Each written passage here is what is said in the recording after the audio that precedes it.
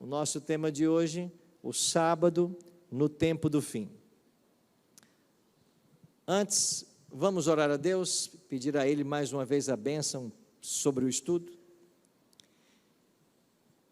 Amorável Deus e bom Pai, muito obrigado, Senhor, pelo privilégio de estarmos reunidos em Tua casa, nesta manhã, para adorar e bendizer ao Teu santo nome. Que o Senhor possa estar conosco agora, e que através do Teu Espírito nós recebamos a iluminação dos céus para compreendermos as verdades que o Senhor deseja nos ensinar. Que Tu sejas o nosso professor. Oramos em nome de Jesus. Amém. O sábado no tempo do fim. O que vai se ver nesses dias finais da história é uma polarização.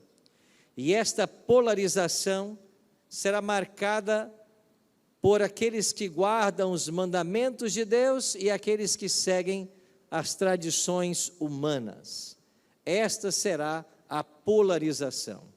De um lado, um povo que vai ficar com a Bíblia e com os mandamentos da Bíblia. Do outro lado, aqueles que vão abraçar a tradição, em detrimento do que ensina a palavra de Deus.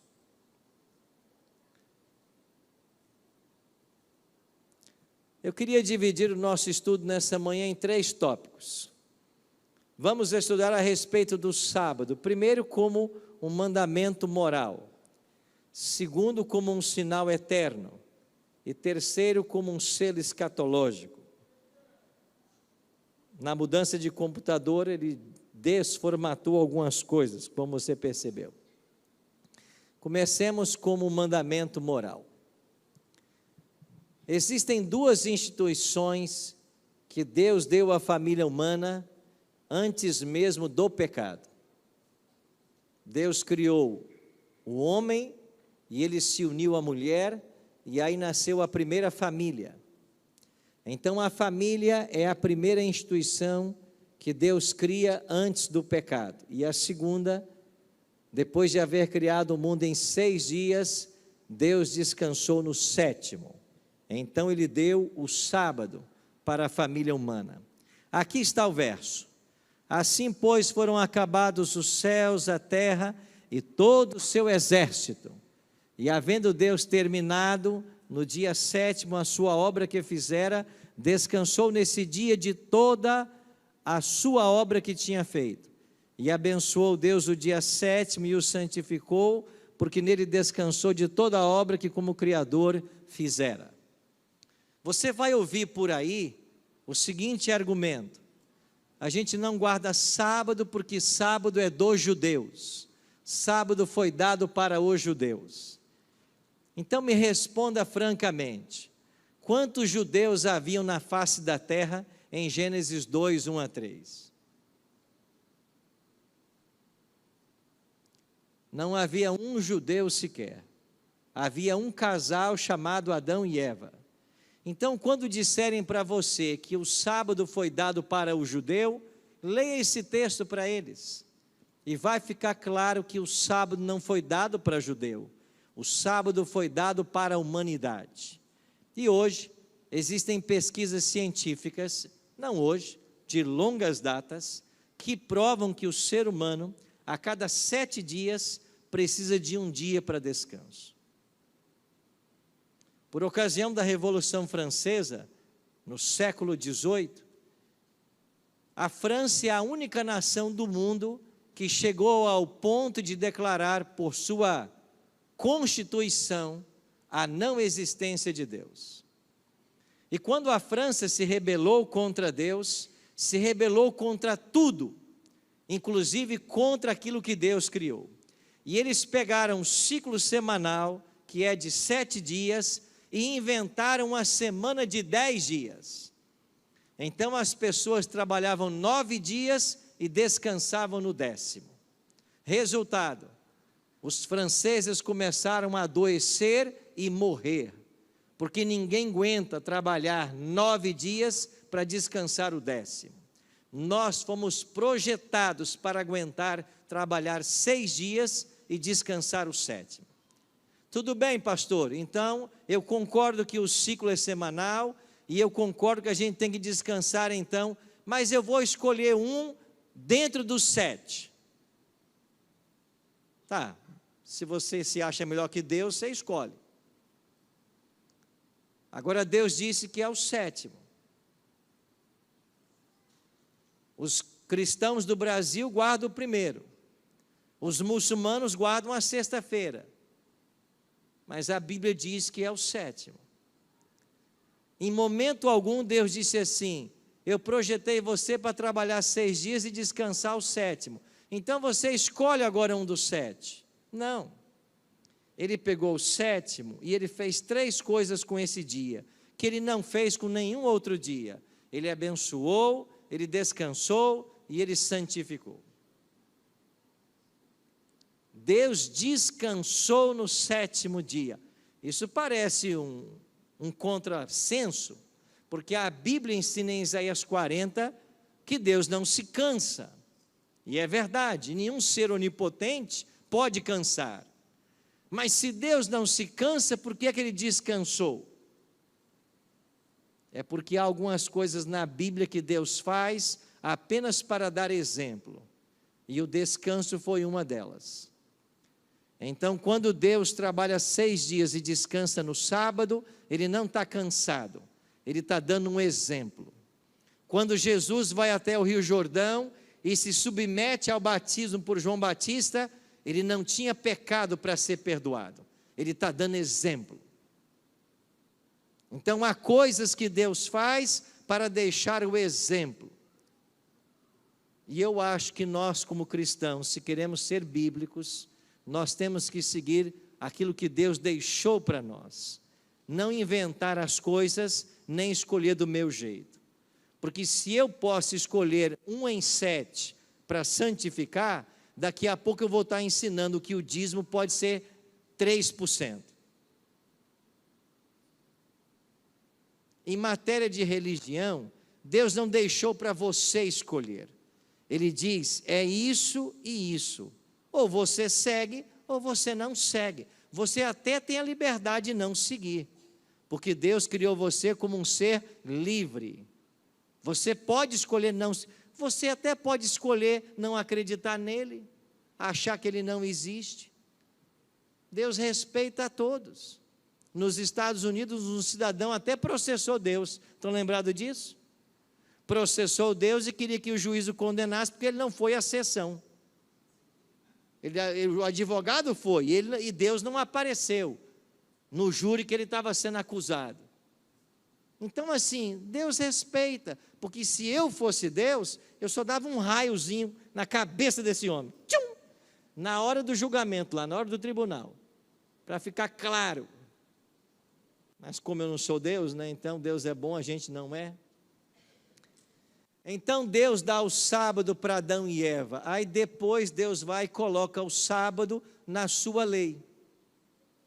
Êxodo 28:11 está aí o 4º mandamento, onde Deus diz assim, lembra-te do dia de sábado para o santificar, 6 dias trabalharás e farás toda a tua obra, mas o 7º, não é o 1º, não é o 3º, não é o 5º, o 7º é o sábado do Senhor teu Deus. Não adianta tentar dizer que domingo é sábado. Domingo não é sábado, sábado é sábado, domingo é domingo. Aliás, a Bíblia, de Gênesis a Apocalipse, só registra 3 momentos em que Deus escreveu. Me ajudem, quais são esses momentos? Nos 10 mandamentos, porque ele escreve com o seu próprio dedo. Qual é a segunda vez que Deus escreve na Bíblia? Hã? Lá em Daniel, na parede do palácio. Mene, mene, tekel ufarsim. Deus que escreveu com o seu dedo. E a terceira vez? Lá na areia, da mulher pecadora em João capítulo 8. Ele escreve os pecados daqueles que ali estavam tentando apedrejar a mulher. Então, quando Deus escreve o nosso pecado, ele escreve na areia. Quando ele escreve a sua lei, ele escreve na pedra. Será que isso não diz nada para você? Você não muda o que está escrito na pedra. Não dá para mudar. Está na pedra. São 10 mandamentos.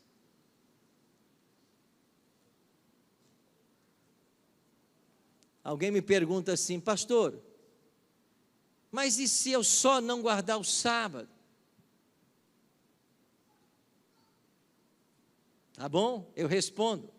E se você só adulterar? E se eu só matar? Eu vou para o céu? Então, ou a gente entende que é uma lei, que está tudo junto, ou a gente desiste da Bíblia. O que não dá é para você ser seletivo e dizer assim, não, isso aqui eu quero porque me agrada, isso aqui eu não quero porque não me agrada. É igual alguns que querem defender que o Antigo Testamento foi abolido, mas quando vão pregar sobre dízimo, todo mundo corre para Malaquias 3, 8 a 10. Tem que devolver o dízimo, porque não dá dízimo é ladrão. E quem devolve, Deus vai abrir a janela dos céus. Mas espera aí, o Antigo Testamento não foi abolido. Foi, mas na hora do dízimo, pode usar. Então seja coerente. Primeira coisa, o sábado é uma questão moral, porque ele faz parte do mandamento. Tá, pastor, sábado é coisa do Antigo Testamento. É? Olha para Hebreus 4:4. Porque em certo lugar assim disse, no tocante ao 7º dia, e descansou Deus no 7º dia de todas as obras que fizera. O que Hebreus 4:4 está fazendo? Está citando o 4º mandamento. Quem disse que sábado só aparece no Antigo Testamento? Bom, vamos adiante. Jesus guardou o sábado, indo para Nazaré, onde fora criado, entrou num sábado na sinagoga, segundo o seu costume, e levantou-se para ler. Lucas 4:31. E desceu a Cafarnaum, cidade da Galileia, e os ensinava no sábado. Qual era o dia que Jesus guardava? Sábado. Alguém disse outro dia para mim, pastor, ele guardava porque ele era judeu. Ele era judeu. Mas ele não guardava o sábado porque era judeu. Ele guardava o sábado porque ele criou o sábado. Ele inventou o sábado. E ele guardava o sábado por mais um detalhe. Se ele não guardasse o sábado, ele teria pecado. E se ele tivesse pecado, ele também precisaria de um Salvador. Como Jesus nunca pecou, então ele guardou o sábado. Os textos dizem isso. Tá, pastor, mas o sábado foi para servir o homem o sábado? Deixa que Jesus responda. O sábado foi estabelecido por causa do homem. Deus não tinha um dia para ser guardado e criou o homem. Deus tinha um homem que precisava de descansar e criou o sábado. O sábado é para nos servir. O sábado é para a gente descansar. O sábado é para estarmos em família. O sábado é para estarmos na igreja. O sábado é para estarmos curtindo a natureza, descobrindo os mistérios da criação através dela. O sábado é um dia lícito de se fazer o bem, de visitar os doentes, o órfão, a viúva, os idosos. É para isso que o sábado foi feito. Pastor, o senhor não está entendendo. O sábado valeu até a cruz. Interessante que até a mãe de Jesus guardava o sábado, né? Lucas 23 diz que era o dia da preparação. Na Bíblia, o dia da preparação é o 6º dia e começava o sábado. As mulheres que tinham vindo da Galileia com Jesus, seguindo, viram o túmulo e como o corpo for ali depositado. Entre essas mulheres estava Maria, a mãe dele. Então se retiraram para preparar aromas e bálsamos, e no sábado descansaram, segundo o mandamento. A mãe de Cristo guardava o sábado. O apóstolo Paulo se converteu 3 anos depois da morte de Jesus. E alguns querem ensinar que o sábado foi mudado na cruz, que ele foi guardado até a cruz, e depois, porque Jesus ressuscitou, agora a gente guarda o domingo.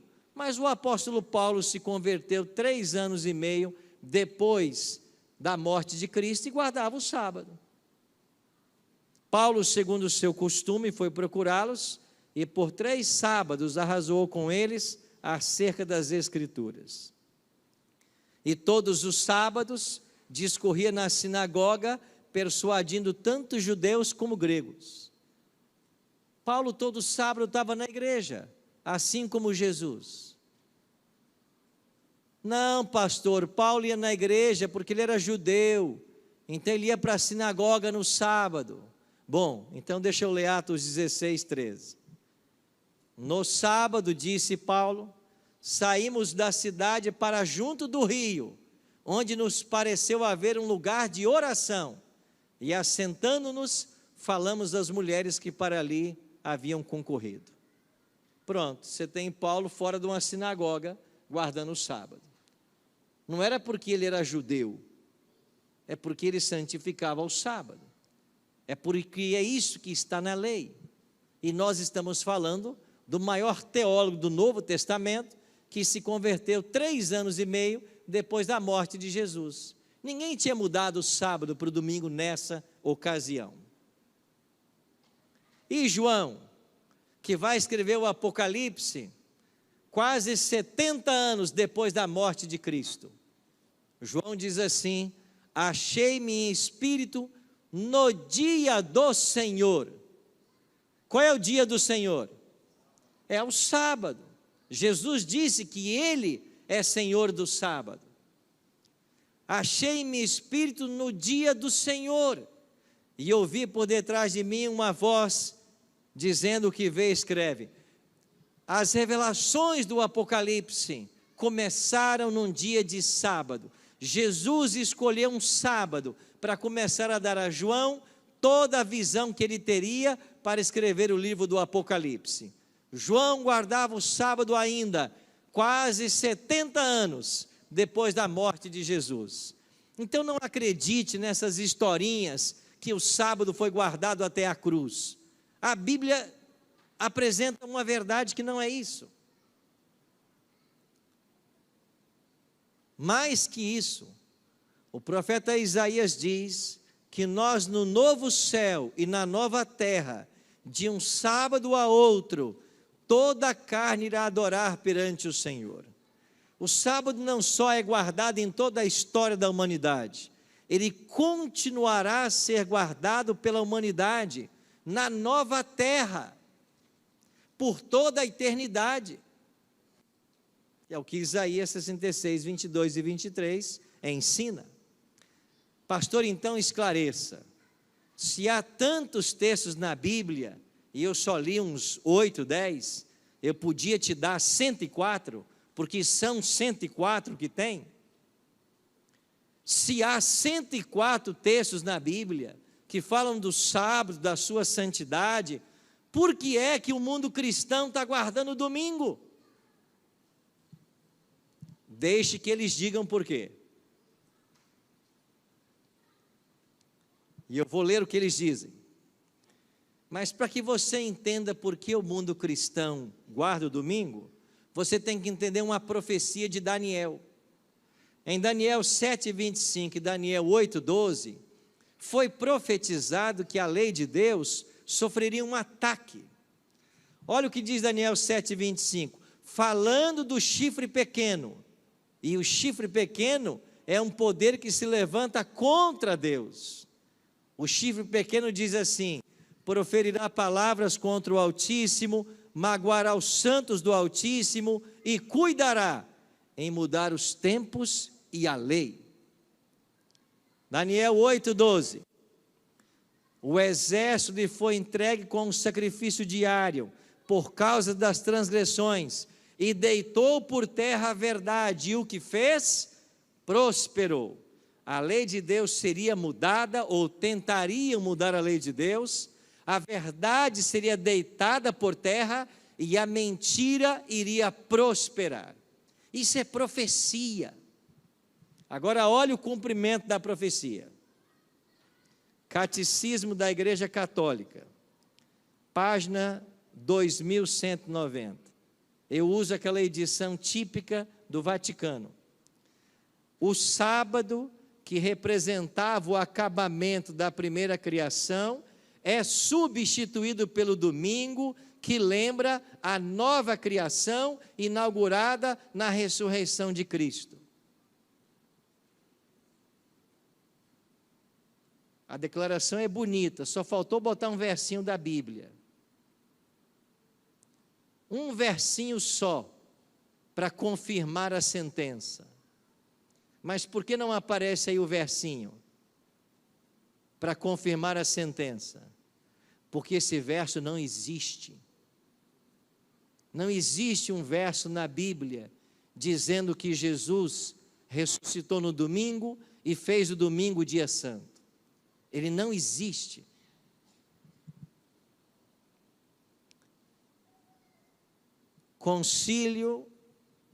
Catecismo do Concílio de Trento. A Igreja de Deus julgou bem transferir a celebração e a observância do sábado para o dia do Senhor, entre aspas. Porque eles querem dizer agora que o dia do Senhor é o domingo. Quem é que fez a mudança? A igreja romana. Papa João Paulo II. Durante alguns séculos, os cristãos viveram o domingo apenas como dia do culto, sem poderem juntar-lhe também o significado específico de descanso sabático. Só no século IV é que a lei civil do Império Romano reconheceu o ritmo semanal, fazendo com que no dia do sol, Sunday, domingo, os juízes, habitantes das cidades e corporações de diversos ofícios parassem de trabalhar. O Papa João Paulo II está citando o primeiro decreto dominical da história, que foi promulgado pelo imperador Constantino no dia 7 de março do ano 321. É a esse documento que o Papa está fazendo menção. E ele está dizendo que agora que o Império Romano começou a pregar o domingo como dia santo e ordenando as pessoas a não trabalharem no domingo, isso abriu uma porta para que a igreja celebrasse os seus cultos também no dia de domingo. Assim, o decreto de Constantino, datado em 7 de março de 321, declarava que todos os juízes, habitantes das cidades, mercadores e artífices descansem no venerável dia do sol, domingo. A igreja romana nega que ela fez essa mudança? Não. Pelo contrário, ela ensina que ela fez essa mudança porque ela crê ter autoridade para fazer essa mudança. Ela nunca negou. E os evangélicos estão todos nas pegadas do catolicismo, crendo na mesma coisa. Querem ver? Igreja presbiteriana. Deus designou particularmente um dia em 7 para ser um sábado. Olha que engraçado, né? Deus designou um dia em 7 para ser o sábado. Ele disse qual é o sétimo. Ele disse qual é o sábado. É o sétimo. Desde o princípio do mundo até a ressurreição de Cristo, esse foi o último dia da semana. Mas desde a ressurreição de Cristo, foi mudado para o primeiro dia da semana, o dia em que a Escritura é chamado de dia do Senhor, domingo. Numa pequena sentença você comete 2 erros teológicos crassos. Primeiro erro teológico é dizer que até a ressurreição é o sábado e agora é o domingo. Por que a igreja presbiteriana está dizendo isso? Porque os católicos disseram. Eles não foram atrás de um texto na Bíblia. Eles estão repercutindo o catecismo. Qual é o segundo erro crasso? Dizer que domingo é dia do Senhor. A expressão grega Kyriake rimera, que aparece em Apocalipse 1:10, nunca significa domingo, significa sábado. Domingo na Bíblia é tratado como o primeiro dia da semana, só assim, o primeiro dia da semana. Não existe uma expressão dia do Senhor para domingo na Bíblia. O que eles estão fazendo é pegar um ensino pagão, que disse que o domingo é o dia do Senhor imperador, e tentar trazer isso para dentro do cristianismo. Igreja Batista, o domingo, dia do Senhor, está repercutindo o que fez a igreja romana. É o dia de descanso cristão, satisfazendo plenamente a exigência divina e a necessidade humana de um dia em 7 para o repouso do corpo e do espírito. Mais uma vez, dizer que o domingo é dia do Senhor sem um texto da Bíblia e dizer que é um dia em 7, você escolhe um dos 7 para atender a necessidade humana. A Bíblia não deixou esta autoridade. Assembleia de Deus, e aí estão os documentos que eu usei. Para nós, o dia de culto é o sábado cristão, o domingo. Termo que significa dia do Senhor, pois nesse dia o Senhor Jesus ressuscitou dentre os mortos. Com quem os assembleanos aprenderam? Com os católicos. Então o mundo cristão está repercutindo o ensino católico, porque Jesus ressuscitou, o domingo agora é um dia santo. Amanhã, como esse dia será chamado no Brasil? Páscoa. É isso? Domingo de aleluia. Domingo da ressurreição. É verdade, Jesus ressuscitou no domingo. Mas aonde está escrito que agora que ele ressuscitou, esse dia agora é santo? Aonde está escrito? Para cumprir a profecia de Daniel, que a lei de Deus seria mudada, eles tinham que encontrar algum argumento bíblico, e o melhor argumento que eles encontraram foi esse: Jesus ressuscitou, agora o dia é santo. Mas isso não é bíblico. O sábado é um mandamento moral. Mais que isso, o sábado é um sinal eterno entre Deus e seu povo. Também lhes dei os meus sábados, para servirem de sinal entre mim e vós. Santificai os meus sábados, pois servirão de sinal entre mim e vós.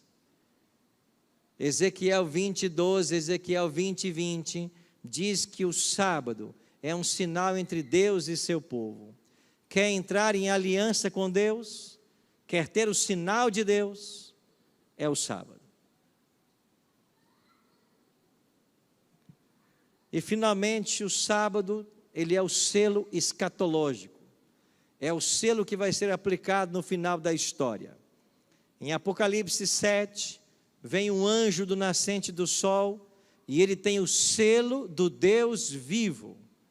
E ele clama em grande voz aos anjos: não danifiqueis nem a terra, nem o mar, nem as árvores, até selarmos na fronte os servos do nosso Deus. Se o selo de Deus é o sábado, Apocalipse 7 fala do selamento. O selo de Deus sendo aplicado na fronte dos servos de Deus. Como que é isto, pastor? É uma marca, é um sinal que é colocado? Não. O sinal aqui é símbolo de aceitação.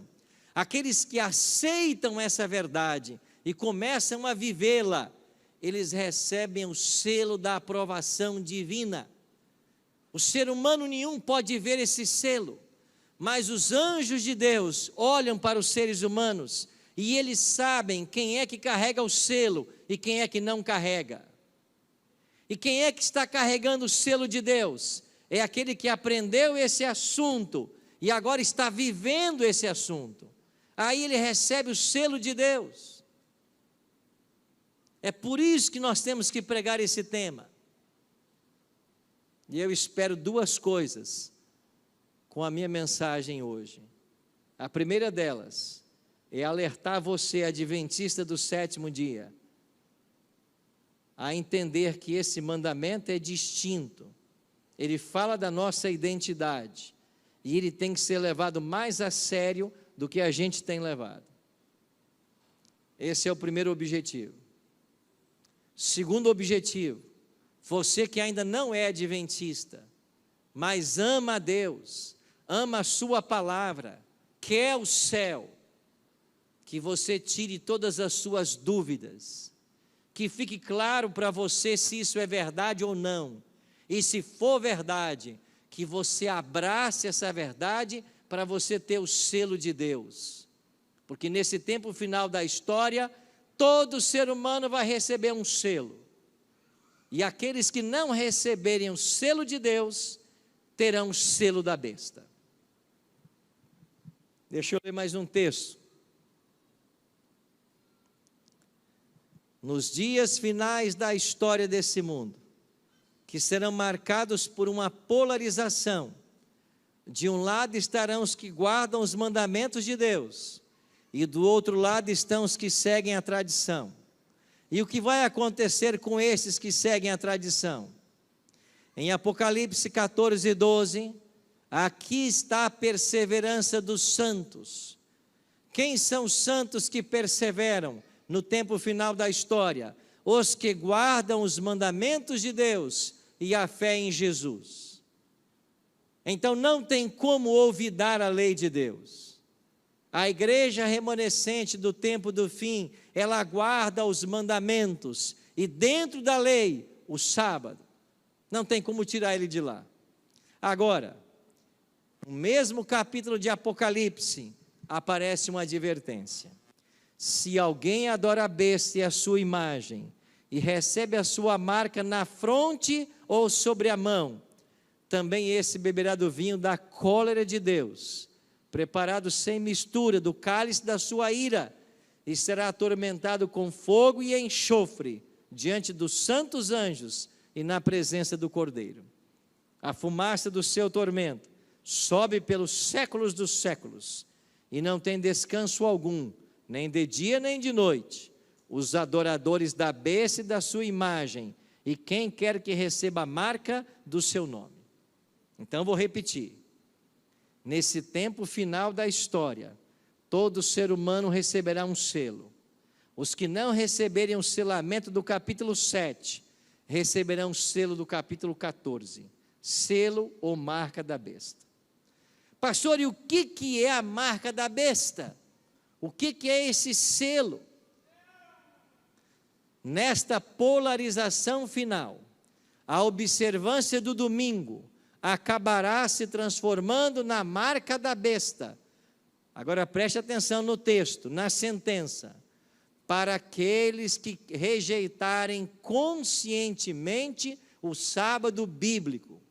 Por outro lado, a verdadeira observância do sábado será o selo do Deus vivo aos que se mantiverem leais a Deus e sua palavra. Então a guarda do domingo não é o selo da besta. Não é. Ele será. E quando é que ele será? Quando ele for uma imposição da besta. Em Apocalipse 13, você tem duas bestas, elas vão se unir e o domingo será imposto. A obrigação de guardar o domingo, um decreto dominical, será lançado. Isso é profecia. Isso vai acontecer. E aqueles que conscientemente rejeitam o sábado e abraçam o domingo, eles recebem a marca da besta. Então eu e você, nós precisamos escolher de que lado ficar. Primeiros Escritos, página 33. Ellen G. White esclarece que o sábado será a pedra de toque da lealdade, pois é o ponto da verdade especialmente controvertido. Quando sobrevier aos homens a prova final, será traçada a linha divisória entre os que servem a Deus e os que não servem. Desculpa, isso está em grande conflito, 605. E agora, primeiros escritos. O povo de Deus, cheio do Espírito Santo, proclamará o sábado mais amplamente, o que suscitará forte oposição das igrejas que observam o primeiro dia da semana. Cadê a irmãzinha que orou por nós aqui hoje, a anciã? Está lá atrás. Obrigado, irmã. Obrigado por sua linda oração.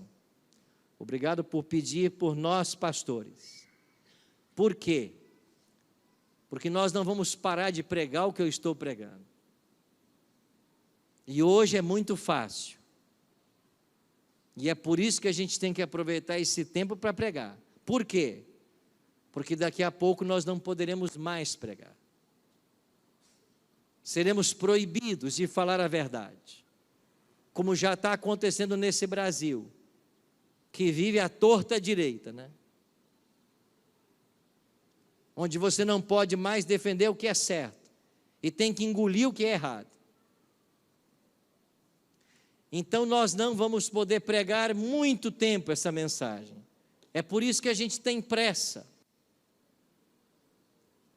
Chegará o tempo em que, se abrirmos a boca para falar o que eu estou falando hoje, nós iremos parar em cadeias. Iremos ser censurados.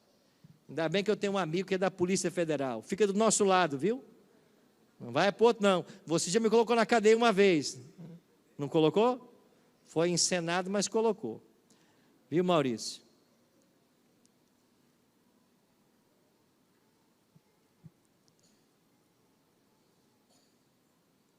Deixa eu terminar o sermão falando uma coisa para você. Primeiro, para você que é adventista. Você tem que levar mais a sério essa questão na sua vida. É claro que eu estou falando do sábado, mas isso engloba a lei de Deus. Isso engloba tudo o que essa igreja ensina, em todos os aspectos. Nós temos que levar a religião mais a sério. E nós queremos ajudar você. Deixa eu colocar aqui mais uma vez. Amanhã, 7 da noite, nós vamos começar uma série muito especial aqui nessa igreja. Eu não sei se você tem compromisso para domingo, 7 da noite. Mas se você tiver, tenta desmarcar. Venha para a igreja e não venha sozinho. Traga pessoas que você deseja ver no céu. Traga seus amigos, seus familiares, seus colegas de faculdade, de trabalho. Deixe que as pessoas aprendam o que você aprendeu. Não seja um adventista que guarda tudo para você. Partilha com os outros, pois é aí que a gente é abençoado. Para você que não é adventista, mas está aqui com a gente. Em primeiro lugar, muito obrigado por confiar nessa igreja para vir aqui adorar a Deus. Talvez você saia aqui dessa manhã pensando muitas coisas, mas é para pensar mesmo. Talvez você está ouvindo esse tema pela primeira vez, reflita. Se você quiser esse PowerPoint, você já leva hoje. Se você quiser conversar comigo, eu vou estar aqui depois do culto. Eu posso ficar aqui até a hora que puder, ou for necessária. Não fique com dúvidas sobre esse tema, porque a humanidade vai se polarizar entre sábado e domingo, e você não pode ser enganado. Mas o que o povo está fazendo aí fora é enganar as pessoas, porque eles estão declarando doutrina, aquilo que não é bíblico. Estão fazendo citações, como se fossem bíblicas, sem um verso da Bíblia. Estão chamando o domingo de dia do Senhor, isso não está na Bíblia. Estão dizendo que o domingo é santo porque ele ressuscitou, isso não está na Bíblia. Estão dizendo que sábado é do judeu, isso é mentira. E se você não quer ser enganado, se você não quer no final receber a marca da besta e perder a sua salvação, se interessa pelo assunto, não espera por outros. Salvação não é por transferência, tem que ser do seu interesse, você tem que se interessar. Encare esse tema como uma cura para um câncer. Imagine uma pessoa que tem câncer, e agora alguém chega e diz: olha, saiu a cura para o câncer. Ah, não tem interesse, deixa eu morrer com o meu câncer. Ninguém faria isso numa consciência lúcida. Então, se esse assunto é controverso, se isto é polêmico, tire suas dúvidas, para você não ficar do lado errado. Porque Jesus falou assim: se um cego guiar o outro cego, ambos cairão no buraco. Não seja guiado por cegos espirituais, por pessoas que não estudam Bíblia, que não fundamentam seu ensino na palavra. Não confie. Não confia nem em mim. Pega os textos, vai lá em casa. Veja se é isso mesmo. Ó Deus e Pai, a Tua palavra nos apresenta verdades nesta manhã que precisam ser entronizadas em nosso coração. Que o Teu bom e Santo Espírito nos mova a isso. Nós não queremos dar nenhum passo que não seja da Tua vontade. Por isso, nos ajuda a entender a seriedade do tempo em que nós estamos vivendo. Quando a humanidade está se polarizando entre aqueles que obedecem aos Teus mandamentos e aqueles que seguem as tradições humanas. Pai, nós queremos seguir exclusivamente a Tua voz, a Tua palavra. Por isso, nos ajuda a termos certeza a cada dia daquilo que o Senhor ensina, e dai-nos a graça que precisamos do céu para viver de acordo com esses ensinamentos. Se existir alguém aqui nessa manhã que estava em dúvidas com relação a esse tema, com relação às atitudes que precisa tomar, as decisões, que essas dúvidas possam ser desfeitas nesse momento. E que o Teu Espírito nos leve à tomada de decisão, que pode mudar o rumo de nossas vidas. Ajuda-nos, Pai, a sermos libertos pela Tua verdade. Ajuda-nos, Pai, a praticá-la, pelo poder do Teu Espírito. E quando o Senhor voltar nas nuvens dos céus, nos leve a todos para ir morar contigo na eternidade. É a nossa oração, em nome de Jesus. Amém.